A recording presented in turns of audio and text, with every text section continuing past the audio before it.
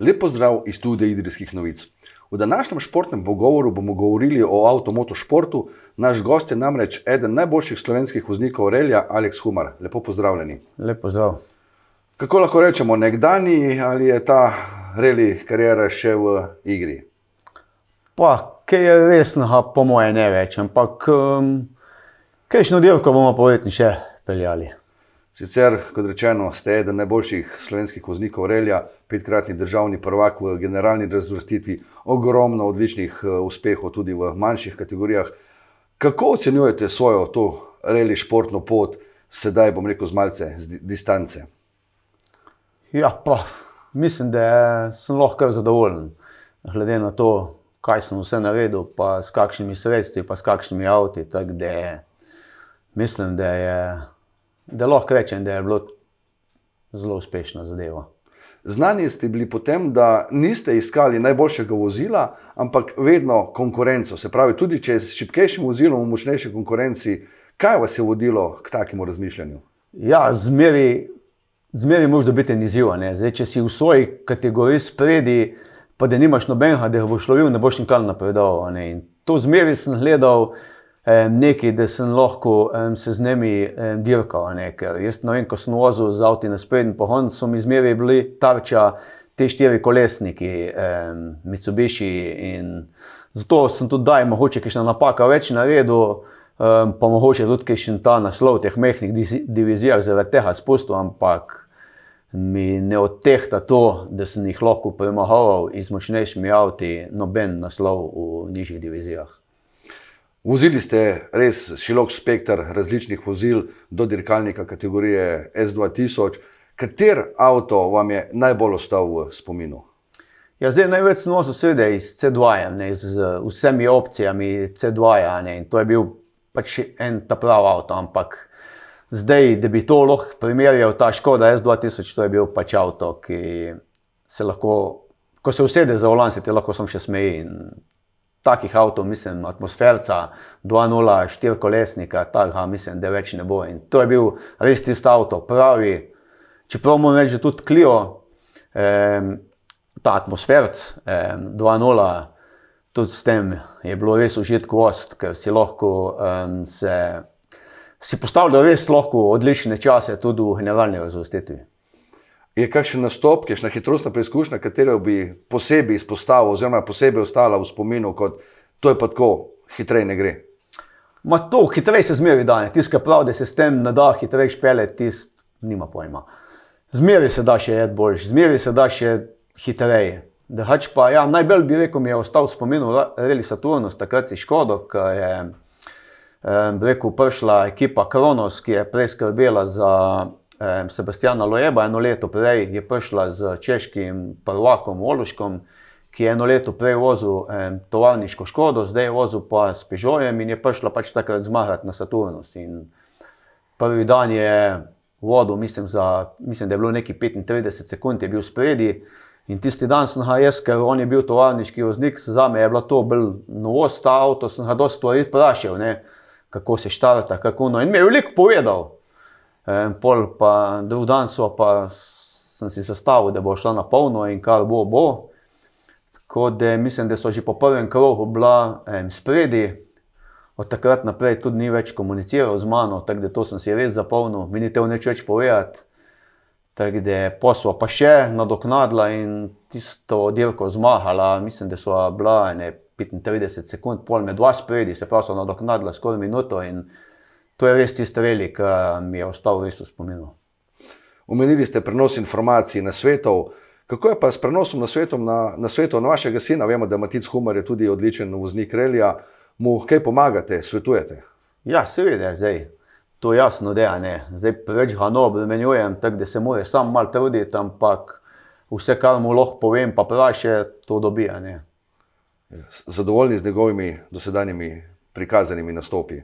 Ja, zdaj zadnje 2 leti, ja, se kar pelje tako, kad je treba, tako da zdaj sem zadovoljen, ja. Prej je mogoče malo bolj, rekel, previdno to začel, kar dobro je tudi lahko v redu, ampak zdaj pa v redu, ja. Zdaj pa je tudi hitrost prava. Sami pa ste se v zadnjem obdobju predvsej, bom rekel, preusmerili na 2 kolesi, ne več na 4, nastopate na posameznih tekmovanjih v enduro oziroma hard enduro. Odkje je prišlo do te spremembe iz avtomobila na motor? Pa to je prišlo čisto tako spontano. Zdaj, v reliju naredil sem vse, kar sem lahko. Zdaj, za kaj več s temi financi pač se ni dalo in ni bilo nobenega izziva.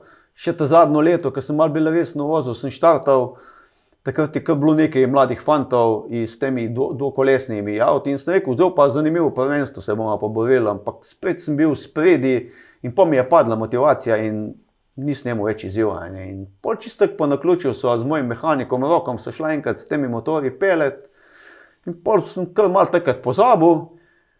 Pol sem enkrat kupil en motor za to in so me spravili, da bom šel z njimi na eno dirko na Hrvaško, ta Extreme Enduro. Pa sem rekel, da bom šel sam gledat, a ne malo in pomagati. In seveda oni so imeli že prej verjetno plan, da me bojo spravili kar na dirko in seveda jaz takrat sem in sem se peljal. Sem porabil, mislim, da 6 ur pa pol, izgubil vse energijo, bil cel teden, bolan, ker sem bil tukaj zmatran, ampak pa sem si pa rekel, da to pač tako ne gre, zdaj bomo zagrabili stvar, kot je treba, resno, ali pa neč ne. In pol naslednje leto, mislim, da sem pa, tisto leto sem vozil eno šibkejšo kategorijo, mislim, da 6 ur pa 5 minut, naslednjo leto mislim, da sem vozil že eno močnejšo kategorijo, 2 ure pa 18 minut, tako da sem stvar kar resno zagrabil, ja. Zahtevajo pa nastopi na Extreme Enduro tekmovanjih kar precej fizične priprave, drži? Ja, to je pa, tukaj je pa čisto druga zgodba kot reli. Reli pač se moraš pripraviti, da si pač psihično pripravljen, da si lahko skoncentriran, tukaj pa rabiš vsega, ne. Tukaj ne vem, kot bi rekel, da greš do Kabile peš, ko odpeleš enodnevni reli, tukaj pa kot da bo laufal en maraton 42 km in to je, ne vem, kot na dirk na Romanijah je to 4 dni zapored in je res naporno, predvsem pa, da se lotiš to iz 47 let in jelih najbolj lahko, ja. Omenili ste dirko Red Bull Romanijaks v Romuniji, kjer ste lani tudi sami nastopili. Gre za eno najbolj odmevnih tekmovanj v tej športni panogi. Odkje ideja za nastop na tej dirki? To je tako, ko sem se lotil mi je to ostalo, da je nekaj taha, kot v avtomobilizmu Rally Monte Carlo. Sem rekel, evo te Romanijak se bom pa enkrat odpeljal. Sicer je 5 kategorij, ma sem rekel, bom šel srednjo in jo probam odpeljati. Zdaj tam to je dirka traje 5 dni, nastopilo v naši kategoriji, to je ta srednja kategorija, je nastopilo 250 tekmovalcev, tako da se pa šteje to najtežja dirka, ampak to mi je pač bila želja in sem rekel, grem, pa če pridem, glavni cilj mi je, da pridem skozi, Tako da mislim, da sem na koncu končil kot 21, pa rezultat, ko mi skozi ni to bilo nek prvotni cilj, ampak cilj mi je bilo tisto, da sem prišel na konc dirke, po 5 dneh, da sem to odpeljal in to je bilo res eno zadovoljstvo, In to je. Razmišljate o povratku na to dirko ali na katero podobno, tako večdnevno Extreme Enduro dirko? Ja, željo sem njemu še eno kategorijo težje je, Zdaj to je, pol je pa samo še tista za profesionalce, Ampak ta mislim, da bi bil res, bi bil zelo hud za Logaj, ampak imel sem željo letos, da bi šel, ampak so bile izpolnjene prijave v momentu, tako da pol letos to ne bo šlo. Tako da gremo pa letos na dirko za svetovno prvenstvo v Srbijo, kjer sem se pa letos, lani sem zmagal v klasi veteran, letos sem se pa prijavil v klaso ekspert, to je ena nižje kot za profesionalce, tako da je pa edini cilj, edina želja je to dirko končati, ki je pa bo, mislim, zelo zahtevna, ampak bomo probali. Kako se lahko sploh voznik Extreme Endura, splošno Endura, pripravlja na tekmovanje? Vemo, da ustreznih poligonov v Sloveniji ni, ogromno omejitev glede vožnje v naravnem okolju. Kako trenirate? Ja, to je res malo narodna zadeva, tako da so te cross-country dirke uradne, ko so pa dirke na Hrvaškem, pa treniraš lahko tudi na Hrvaškem, tam zaenkrat ni nikakšnih težav. Drugače tukaj pa ja, kakšni suhi potoki, pa kakšne take stvari si moraš pripraviti, da lahko treniraš, ker tukaj pa res moraš res fizično biti pripravljen, če ne boljš, da si doma, ker zdaj verjetno za mlajše je to malo lažje, za nas se pa kar pozna, ne, treba biti pripravljen. Že tako imaš malo težave, ker nimaš tehnike, take, kot jo imajo tisti, ko so se že mladi lotili s tem športom, tako da porabiš dosti več energije. Ampak ja, ni lahko, pač nekaj se da.